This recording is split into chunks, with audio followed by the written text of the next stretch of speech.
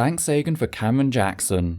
Honestly, with the state of apologetics today in the context of the world we live in, I rarely find myself laughing at the extreme buffoonery on display. But Cameron Jackson managed to do what so many others have failed at. If you don't know who Cameron Jackson is, he's the wannabe radio host on the Atheism is Empty video I responded to a few weeks ago. It turns out he's back and he's not at all happy with the response to his previous video. So with that I present, Atheism is Still Empty.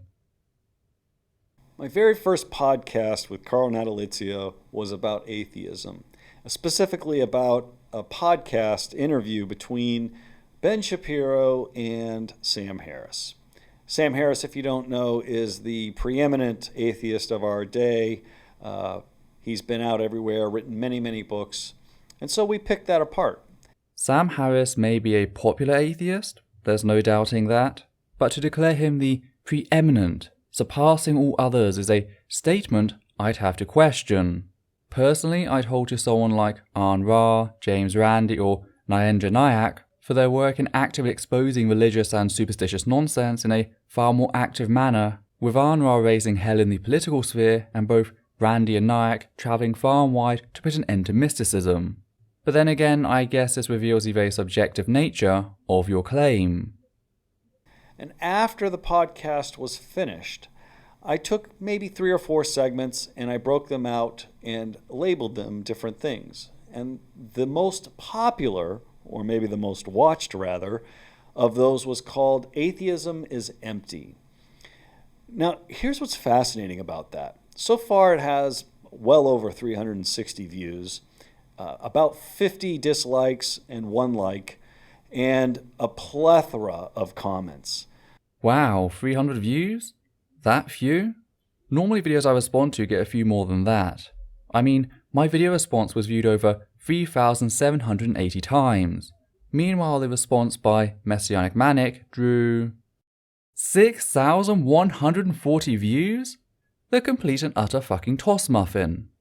Anyway, do continue. The number one term from the comments was that all of our arguments were straw man arguments as to why atheism is empty. Well, yes, you are falsely presenting both atheist and science and then proceeding to attack said false and by design much weaker presentation under the pretense of attacking the actual position. That is by definition a straw man and was evidenced very clearly in both mine and TMM's video responses. Do note, atheist are not the same as atheism. But here's the thing, though, that caught my mind and my eye about all of those commenters. It was the fact that I get to see the metrics of how long each commenter gets to watch. Or rather, how long they did watch. And it was fascinating to me to see that on average, the commenters only watched 1 minute and 26 seconds of that video. That's right, 1 minute and 26 seconds before they arrived at the conclusion that we were engaged in straw man arguments. No. They watched an average of 1 minute 26 seconds of your copy of the video. Now, you don't actually stay on this point for very long in your video, but you did offer more in your description, which read, quote, 1 minute 26 seconds. That is the average watch time of our resident atheist commenters regarding my Atheism is Empty video, which was over 10 minutes long. How can anyone take your argument seriously when you only engage in the discussion for such a short amount of time? How are you the slightest bit informed about our viewpoints when you put so little work in? Why should you be taken seriously at all? End quote. But here's the thing. The people commenting had watched all, if not the vast majority of your video. Now how is that possible? Well, try the facts that most of the views your video received weren't organic. It was traffic directed your way by the creation of both my and TMM's video responses to you. Now, I removed a short snippet of your video in which your guest gasped on about how the topic of religion supposedly came up in his anecdotal example, as it was boring as hell and in no way impacted the arguments. But in the pursuit of transparency, I did put up a slide notifying the audience that this was the case. I literally made the slide to spare my viewers the pain of listening to your friend longer than was necessary. The fact is, in your arrogance and your seething desire to pwn atheist, all you've actually done is mark yourself as nothing but a bloody joke. 34% of all viewers, so about 1,285, made it to the credits on my video, which, considering it's 27 minutes long, is actually pretty decent, and they alone would easily make up the 100 or so who commented on your video and gave it a thumbs down. Now, the vast majority of my subscribers know not to leave your video running in the background, as it improves your algorithm rating and monetization suitability. So here's my retort to that. Atheism is empty. And atheism is empty because if you take it to its logical ending, there is no moral authority. There is nothing that prevents you as an atheist from endorsing life as much as you endorse death. There's nothing as an atheist that prevents you from aborting a baby. There's nothing as an atheist that prevents you from coveting thy neighbor's wife. There's nothing as an atheist that is beyond reproach.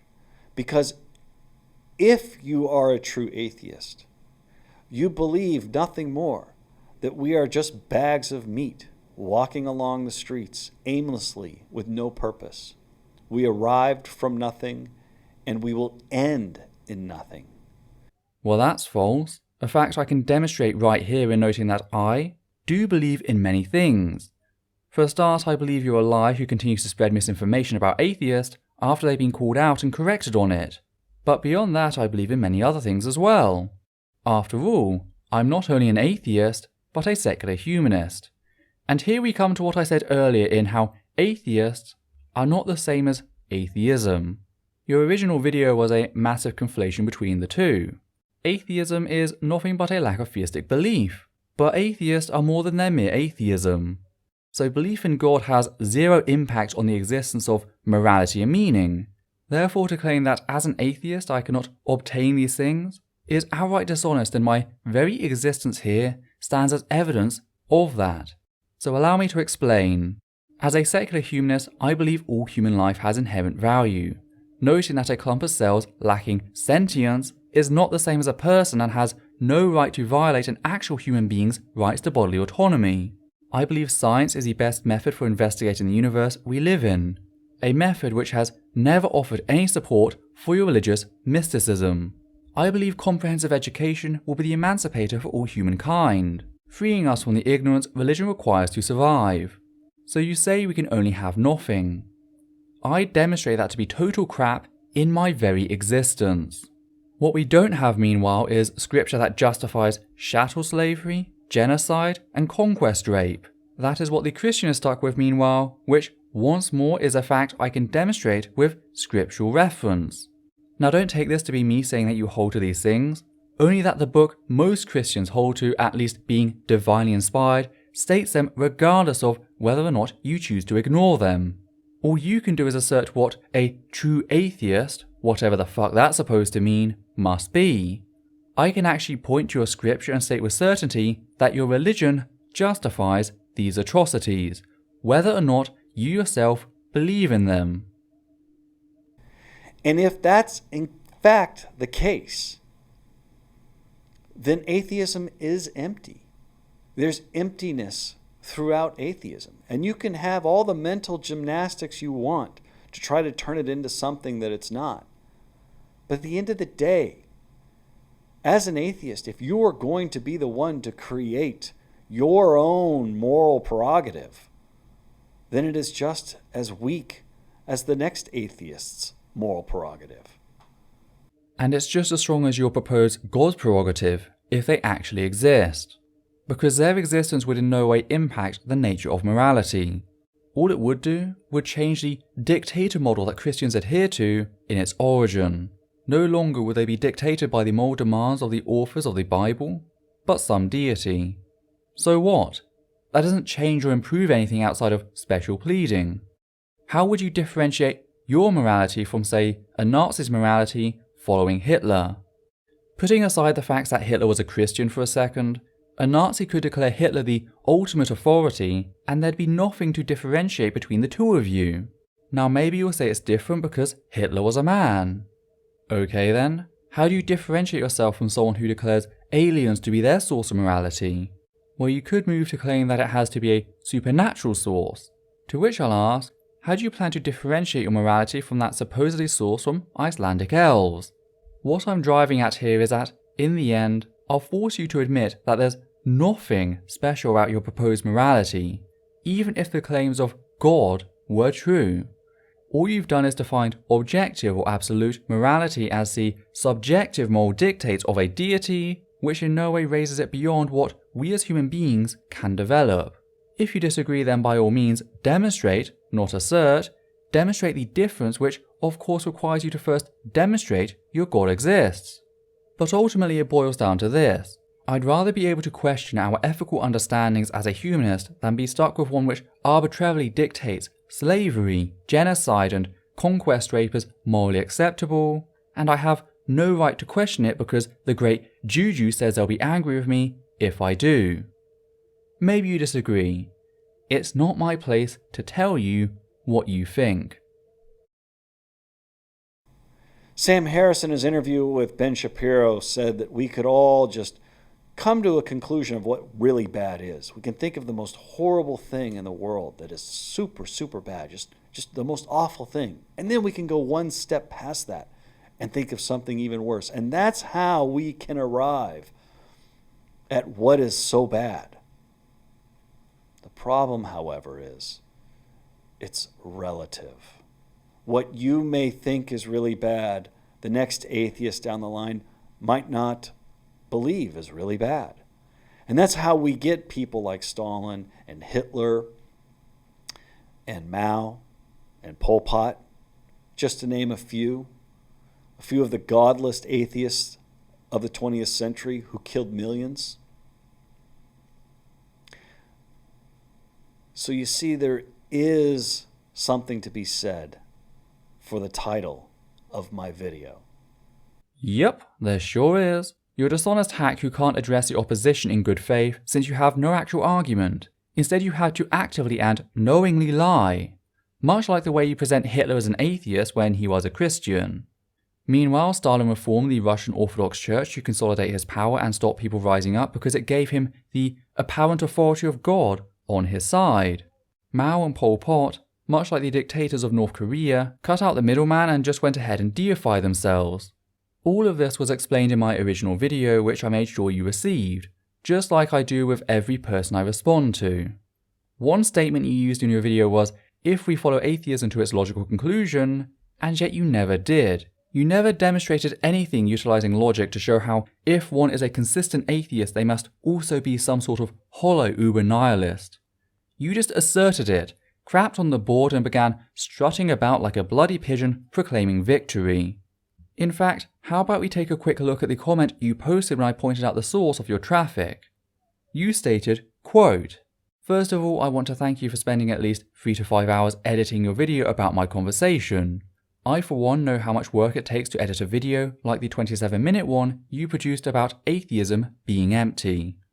I am honoured you would spend that kind of time on little old me. Second, I'm even more honoured you will spend the time to do a second video on my atheism is empty video. It does wonders for my ego." End quote. Well, it really shouldn't. For a start, you're just a bloody nobody making the same shitty arguments apologists have been doing so since the dawn of religion. Secondly, my first video wasn't even a response to you. It was to your willfully ignorant guests, though you did fail to uphold any level of honesty in correcting them when they started to spout such drivel. Continuing on, they state, quote, "Third, how can I lie about something that is nothing? In this case, atheism is the pursuit of nothing. An intellectually honest atheist has to admit that." End quote. Well, you lie about it in conflating atheism, a singular trait belonging to an atheist, and said atheist. Not believing in God in no way impedes my ability to source either morality or meaning. In fact, it vastly improves it. We're not just good without God, we're better, as evidenced in my original video. Continuing on, you state, quote, I'm in absolute awe of the hate and vigour displayed by the atheist community. It tells me one important thing. Most, if not all of you, are searching for meaning. You know in your heart meaning is found with God, but you can't bring yourselves to admit it. You spend time trying to convince yourselves that God does not exist, so you can feel better about the emptiness in your lives. The lack of meaning is killing you. But the good news is, you don't have to live that way. God is here for you, waiting. When you're ready, He will listen. The peace of the Lord be with all of you. End quote. I guess so much for searching for truth, purpose, and intellectual honesty. As your Twitter description reads, you can't even tell the truth on the most basic things. Know how nowhere have I attempted to tell you what you believe. All I've stated is, this is written in the Bible, here's a passage and verse. That's because I, unlike you, actually have some appreciation for nuance and intellectual integrity. They're not just buzzwords for me to pin on my social networks. They're things to live by as a secular humanist. You're just another Christian hack pretending to be psychic and knowing us better than we know ourselves. So, a word of advice. Stop with the lying. You don't know anything about us and are therefore lying and pretending like you do. Or you do know us and are lying about what we think and feel. Those are your options. Pick wisely. Either way, you're nothing but a run-of-the-mill liar.